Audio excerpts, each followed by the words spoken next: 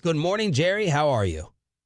Well, I'm pulling up to the plane, and we've got a Atlanta meeting today with the NFL, and I will go and come get back sometime tonight. But it's probably a good time to be laying low and get out of town.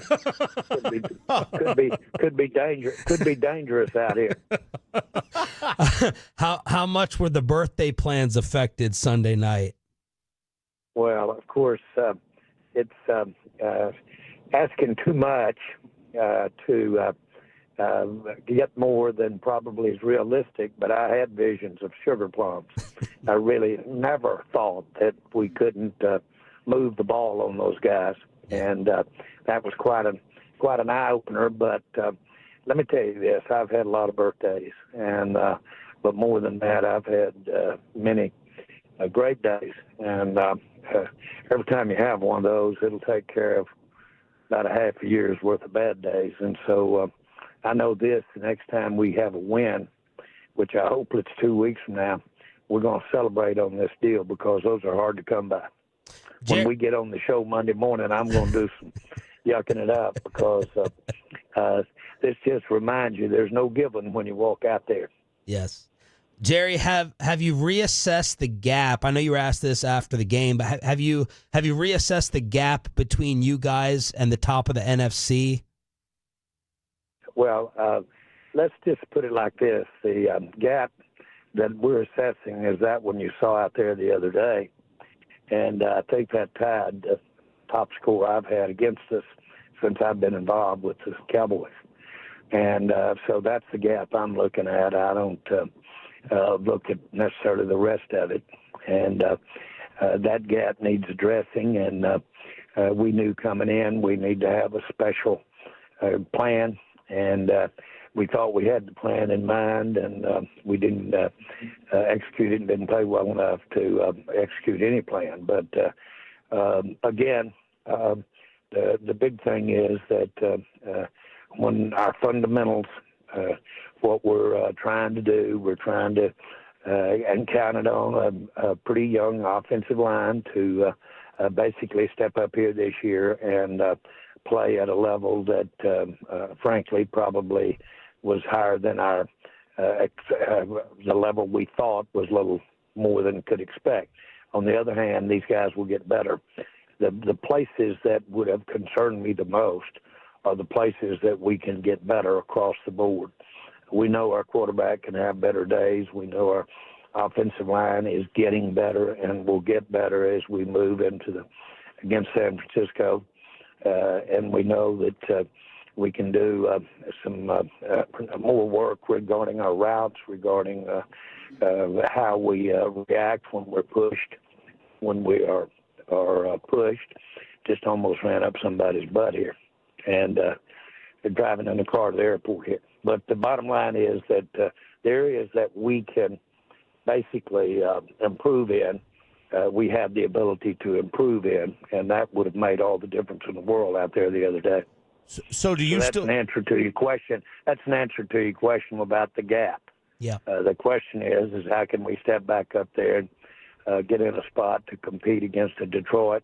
If we can do that, then there's every reason to think, without totally reshuffling, which is impossible to do at this time of year, you don't. And but we have in place what I think can narrow that gap that we saw out there the other day. So you still look at this as a championship-level team with the expectations of winning a title this year? I look at it as we played this Detroit team, which is one of the top teams in my mind. We play a top team in San Francisco. The record doesn't show that today, but they are one of the top teams. We played a top team in Baltimore. And so we know we went up to the task against those. We've got to get better, and we've got to get out here. And the idea that you're going to make up the difference when we were wounded defensively, that still doesn't mean that your backup shouldn't come in here and really play well enough to make a game and really potentially get the game. But the idea that if you underestimate what being wounded on one side of the ball or the other, the idea of having complementary, quote, ball is not really valid if you think you're going to go out there and let them run through you or whatever your circumstances cause them to be able to run and play at will. Then that really doesn't work, that you'll make up for that on the other side of the ball. That's impacting the other side of the ball by the definition of complementary football. So we can do better as we get out and as we go down the road here of making adjustments relative to how each side of the ball are complementing each other. Cowboys owner and GM Jerry Jones joining us here on 105 through the Fan. Jerry, when you were out at Senior Bowl earlier this year, you had said that the top priority for you, the two things that you were most focused on improving, were your run game and your run defense. Why has there been so much statistical regression in two areas you were primarily focused on? There were a couple of others. Yeah, I thought there were a couple of others called really ponying up and getting Dak Prescott on a long-term contract, as I recall. And I thought getting C.D. Lamb signed was top priorities as well. And so that's a good definition of all of them. Anybody want to argue with that? And so those guys certainly are a big part of the solution to where we are right now. So why has that focus of the running game on offense and defense, why do you think that's regressed so much? Well, I think that it's a overall team aspect to it. But I would say our biggest problem out there yesterday or Sunday was that we got shoved around in the interior of the line, and we got thwarted with our run game. We got thwarted with our protection of Dak. Dak had to alter some of the things that his fundamentals, his steps, those type of things. Those aren't excuses. Those are what we saw when we've analyzed this thing over the last 2 days. And so we were disrupted. And but when you let one get away from you like that and get it going, and they had a good time at our expense out there, we've got to be better than that to be trite. Jerry Jones here on The Fan. Jerry, I don't like to throw around, because I can't judge it on the field. I never played or coached. The word quit gets... You or anybody else can't specifically judge it on the field. There's 1,000 people that have got all the answers. It's fundamentally they're different. Yeah. They look at the same play. Bill Parcells has said, if you're on the different side of the ball, if you're a head coach, your defensive coordinator can bullshit you if that's not your side of the ball. So there's no given fact answer about how to handle all the moving parts. Now, this is the life we've chosen, and we got to be a lot better at handling all those moving parts than we were out there Sunday. That goes without saying. Totally unacceptable. Jerry, was lack of prep or lack of effort a bigger issue Sunday? Roll everything up and take some of each, all of the things that you do to get your team ready. And all of the teams, whether that be your classwork, whether that be your practice, roll all of it up. And they were able to expose in a negative way for us most of those things. You can have percentage improvement in all areas of putting a team on the football field, and you'll come up with a better result. We didn't play well. We made a lot of mistakes. We turned the ball over. We did all of the things that'll get you know what, really run out of the stadium, and that happened to us. Jerry, you've made one in-season coaching change in your time here, and that was back in 2010. And I know the records are different. You were 1-7 versus 3. I won't be making any others during the end of the season. So what is different then about this year, the way the team is performing versus 2010? We were 1-7 at that time, 1-7. And I think, as I recall, we'd gotten beat the week before for about the exact same score. We were on the road, but not at home. But about the exact score that we got beat Sunday. we got beat. And so I made the change, and we had one win. A little bit of difference there, man. It is. What are your just overall thoughts, the pros and cons of in-season changes, as I'm sure you've weighed in the past? They aren't good, and they usually are ineffective, and they just aren't good.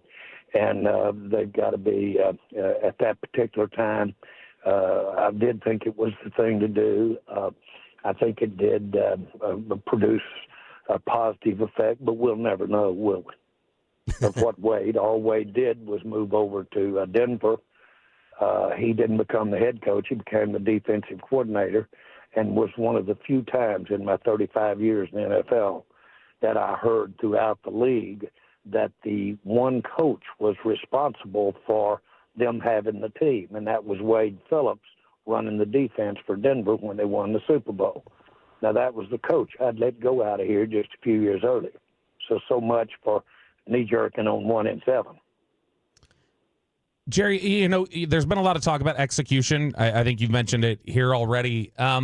If the execution has become a problem to the extent that you get losses like the ones against New Orleans and Detroit, why are those players still the right ones for your team? Well, first of all, where are you going to go to get any players? Seriously, where are you going to go to get any players for the next week against San Francisco? Now, number one, I've seen these players. I've seen every one of them execute like you want the plays to be executed and do their job within the role. That didn't happen the other day, and we paid the consequences for us. But I've seen the players do it. I know we have outstanding personnel, very outstanding personnel. We just made our quarterback the highest paid player in the NFL. We just topped the receiver list charts. So we made our bed relative to how we're going to approach with our key people with the team. We were shorthanded out there on defense, but everybody gets shorthanded. That's really not an excuse in the NFL.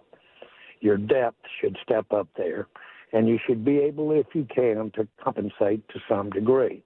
You can't compensate for the gap, so to speak, that we had between the way our offense played and the way we were supposed to play. Now, I want to give Detroit a lot of credit for that. They came after us and got after us, and they put guys on top of every offensive lineman you had, and they came at it and put the kind of pressure that gave Dak a lot of problems and gave our running game a lot of problems. We've got to be able to handle that. Jerry, I think the counter back when you said where are you going to get the players, you can't get them this week is, and you're aware of all the off-season topics. Yeah, but what is your counter? What is your damn counter? My counter I is... really want to know where you would go get it. Now, don't tell me about should gotten a guy in the off season. Why not? This isn't a damn word argument just because I'm not arguing with you. I'm dealing with how we line up against San Francisco, not what I did wrong last week or last month or 2 months ago or 2 years ago. If I really gave you guys a list of all the things I've done wrong over the last few years, you couldn't be on this program for the next 5 years steady and go over it. But every now and then you do some right things, and at the end of the day you add it up, and the rights give you a better spot than the wrongs. But if you think for any minute right now, there'll be one Super Bowl champion. What do the others do wrong? There's one Super Bowl champion. Now, we want to be that champion. And I'm sure not throwing the towel in today because of what happened out there Sunday. But I'm not going to sit here and waste a lot of energy, a lot of time. Let's talk about what I should have done back in 1907 or 2017. Shit, Ben. Come on. I've got more time than that, and I actually don't even have time on this great show for looking back at decisions. Okay. So, Jerry, 1970, a little different from this past off season in building the team we're talking about today, which there was a lot of criticism that you guys didn't add, didn't spend, and don't add and don't spend, and are not aggressive enough with some of the problems that are still haunting the Cowboys today that we see play out on the field. That's the point of talking about the off season. I remember those criticisms very well. Okay, so what? Are they playing out to be accurate? What's your point? What's your point? My point is, it seems like point? my Listen, point. let me tell you what I'll do. Let me tell you what I'll do about it. I will let us sit down and look at the decisions we've made over the last several years. Okay? I'll look at it. Now, if you think I'm interested on a damn phone call with you over a radio and sitting here and throwing all the good out with the dishwater, you have got to be smoking something over there this morning. I'm not. And I really don't, and I don't even want our listeners to listen to me, to talk about this is not your job. Your job isn't to let me go over all the reasons that I did something and I'm sorry that I did it. That's not your job. Well, my job is to ask why. why. A job, or I'll get somebody else to ask these questions, man. Jerry, we're trying to figure out why the team is. I'm not kidding you. I'm not kidding you. You're not going to figure out what the team is doing right or wrong. If you are, or any 5 or 10 like you, you need to come to this meeting I'm going to today. There are 32 teams here. You're geniuses. Jerry, okay. Y'all really think you're going to sit here with a microphone and tell me all of the things that I've done wrong and without going over the rights? Well, now, listen, we both know we're talking to a lot of great fans and a lot of great listeners. And I am very sorry for what happened out there Sunday. I'm sick about what happened Sunday. Now, I'm not talking to these yahoos on the end of this phone. I'm talking to you, the fans that are listening this morning. And we can spend a lot of time going over zigging and zagging. One of the stupidest things I've ever done that anybody has ever analyzed is by the Cowboys. It was an idiot that did that. So idiot things can turn into good decisions. Okay? Smart things can turn into bad decisions. The facts are that when you make one, you don't really know whether it's going to be good or not at the time. So let's just go ahead. I'm trying to answer your questions, man. You want some conversation this morning? You're getting it. Jerry Jones here on The Fan. Jerry, are you worried about fan apathy setting in? Well, I'm not worried about fan apathy. If you saw the letters and things I'm getting, that's the last thing from apathy. You're seeing very, very keen, intense passion about what we're not doing and concern about what we're doing. And that's the reason that I love this thing, is because you have that kind of passion. I love the passion. And I'm nobody more passionate than our Dallas Cowboy fans. I'll assure you one thing, and I know you guys know it. I'm not afraid to make decisions. And I can live with anything that we're talking about as far as criticism about those decisions. What I'm going to worry about is whether those decisions can pan out in a positive way. You've got a lot of reasons why they don't.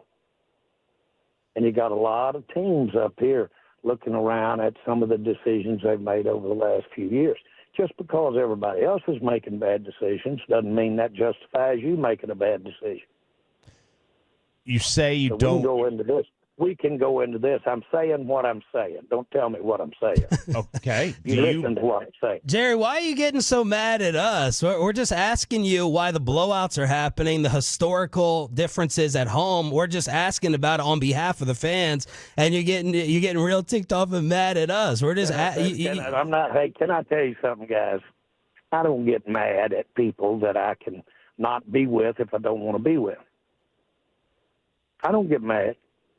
You're asking me for a response, and I'm giving you a response.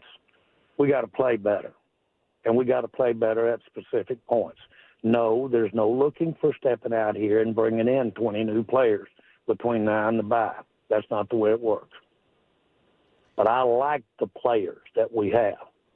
You go around this league, and you will see a high recognition of the quality of players we've got. We should be able to not have happen to us Sunday with our players that we've got. Shouldn't have the highest paid quarterback in the NFL and not having have more production, but he's got to have blocking. he's got to have the routes run right. And the other thing he's got to do is it helps if he weren't playing somebody as strong as Detroit was Sunday. They were pretty strong. We hope we get a chance to show that those type of things I just mentioned works. Jerry, did you have a problem with all the trick plays, pouring it on, the offensive lineman stuff that Detroit did?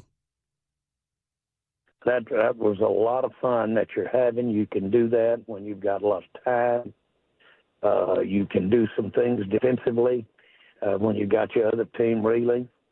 And I will tell you that they had a great time out there at our expense, and that's frustrating. So if you're asking me, was that fun or was it frustrating or was I aware of some of the plays, the trick plays? I think somebody said they ran the tackle eligible 4, 5, 6 times. Well, that's rare. And you can have a lot of fun running those plays, but it's symptomatic of something that we can correct. Jerry, Tyler Guyton didn't start this past Sunday. It was Tyler Smith, even though there wasn't an injury designation for Guyton. Is Tyler Guyton still the left tackle for you guys? Yes, he just wasn't ready to go. Now, that's a good question. That's a sound question, one that I can answer. Okay, that's got meat on the bone. He wasn't able to go. He thought he could be ready. We thought he might be able to ready as close as game time. He wasn't ready to go. Jerry, running back wise, Rico seemed to have his best game of the year against the Giants, but Zeke ended up with more carries. Why was that? Well, he had a good one against Pittsburgh too, and I'm sorry, so Pittsburgh. I thought that no, that's all right. Don't be sorry. We played the Giants in Pittsburgh. That's not a mistake. But the point is that Rico is a violent runner. We like him as a runner. His biggest negative has been it's hard for him to stay healthy. When he's healthy, we want him out there as much as we can. And we'd like to save Zeke as much as we can. Now, that wasn't why we just had 16 yards at some point in the third quarter the other day, at some point, late for that much yards. That wasn't why we had it done. We were actually being stifled in the fronts in our offensive line. And they did a good job of stopping that run. And certainly we thought we could throw the ball on them in their secondary, and they proved that that wasn't the case. Jerry, how impactful is this game coming up against San Francisco going to be on the remainder of your season? It's the 7th game on the schedule. This was an impactful game that we had out here Sunday. That'll be another impactful game. If you look at these teams that we're playing ahead, all of them are very capable of winning games in the NFL, capable of winning them against us. We're capable of winning against them. I think we're all good, Jerry. Thank you for the time and have a good Great flight. Guys. All right. Y'all have a good day.